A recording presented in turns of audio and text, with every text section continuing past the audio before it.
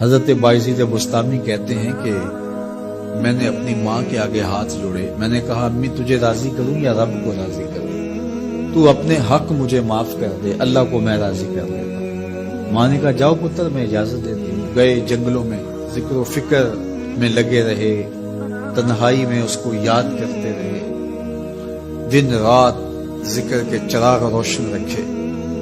12 سال گزر گئے حق کی تلاش میں۔ ایک دن واپس بستام کے قریب سے گزر رہے تھے، خیال آیا چلتے چلتے ماں کو سلام کر دیا۔ دروازے کو دستک دینے لگے تو اس خیال نے ہاتھ روک لیا کہ ساری زندگی ماں کو سکھ تو دیا کوئی، اب دکھ بھی کیوں دینے لگے؟ رات کا ایک پہر بیت گیا ہے، سردیوں کی لمبی رات ہے، ماں بستر میں لیٹی ہوگی، تیرے لیے اٹھے گی، دروازہ کھولے گی۔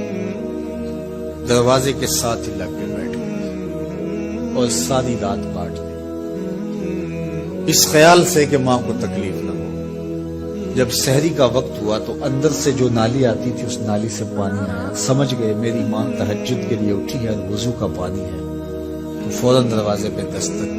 اندر سے آواز آئی بیٹا باعزید میں ابھی آئی۔ مائیں بیٹوں کے دستک کے انداز سے جان لیتی ہیں یہ کس بیٹے کے ہاتھوں کا لمس ہے۔ 12 سال کے بعد آئے، دستک دی، کہا بیٹا باعزید میں ابھی آئی۔ ماں کی تو نگاہیں ہی دروازے پہ رہتی ہیں۔ اللہ اکبر۔ کہتے ہیں کہ ماں نے دروازہ کھولا، 12 سال جنگلوں کی خاک چھانتے بیت گئی تھی۔ پراگندہ صورت، بکھرے ہوئے بال، پھٹے ہوئے کپڑے۔ میری ماں کی جب نگاہ میرے پہ پڑی تو اس کی چشمان سے موٹے موٹے آنسو ٹپکنے لگے اور اس نے ایسے ہاتھ پھیلا کے کہا مالک میرا بیٹا باعزید تیری طلب میں نکلا تھا، تو نے ابھی تک اسے اپنا قرب نہیں دیا۔ حضرت باعزید بستامی کہتے ہیں 12 سال کی ریاستوں سے جو کچھ نہیں ملا تھا ماں کے اٹھے ہوئے ہاتھوں سے مل گیا۔ میں نے کہا مالک میں تجھے کہاں ڈھونڈ رہا ہوں، تو کہاں موجود ہے؟ تو ماں باپ کی رضا اللہ کی رضا کا دروازہ کھولتی ہے۔ جن لوگوں کے ماں باپ ناراض ہیں اور وہ جا کے پیر صاحب کی خدمت کرتے ہیں اور میاں ماں کے قدم چومو، باپ کی ٹانگیں دباؤ، ان کی خدمت کرو، تمہارے پہلے مرشد وہ ہیں، ان کو راضی کرو، پھر کسی شیخ کامل کی صحبت میں آنا، دیکھو کیسے دل کی بند کھڑکیاں بنتی ہیں۔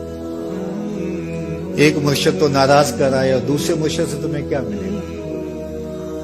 تو راستہ یہیں سے کھلے گا۔ والدین کو کبھی ناراض نہ کرو، والدین کو کبھی دکھ نہ دو، والدین کو کبھی تکلیف نہ پہنچاؤ، اور والدین کو بھی چاہیے کہ اپنی اولاد کو اپنا نافرمان نہ بنائے۔ ایک بزرگ فرماتے ہیں کہ مجھے برابر 30 سال ہو گئے ہیں کہ میں اپنی اولاد کو کوئی حکم ہی نہیں دیا، کوئی حکم نہیں دیا۔ کوئی چیز مجھے چاہیے بھی ہوتی ہے تو میں بصیغہ امر نہیں کہتا، بلکہ ایسی بات کر رہی ہوں، پانی چاہیے تو یہ نہیں کہتا بیٹا پانی لے کر آؤ، میں ویسے ہی کہتا ہوں پیاس لگی ہوئی ہے، تو اگر وہ سمجھ جائے اور وہ خود لے آئے تو اچھی بات ہے، لیکن اگر وہ نہ لائے تو میں نے اس کو حکم ہی نہیں دیا، امر ہی نہیں کیا، تو اس امر کی مخالفت ہی لازم نہیں آئے گی۔ تو کہا 30 سال برابر گزر گئے ہیں، میں نے اپنی اولاد کو حکم نہیں دیا کہ کہیں وہ میری نافرمان نہ ہو جائے، کیونکہ اگر وہ نافرمان ہو گئی پلے کچھ نہیں رہے گا۔ جو اولادیں ماں باپ کی نافرمان ہوتی ہے وہ ہوا میں بھی اڑے، وہ چرخ پہ بھی جھولے، وہ زمین پہ گرنے والی ہوتی ہیں، کبھی کامیاب نہیں ہو سکتی وہ اولادیں جو ماں باپ کی گستاخ، بے ادب اور نافرمان ہوتی ہیں۔ وہی اولادیں سرخروغ، کامیاب اور کامگار اور بابراد ہوتی ہیں جو ماں باپ کی خدمت کرتی ہیں، ماں باپ کی دعائیں لیتی ہیں۔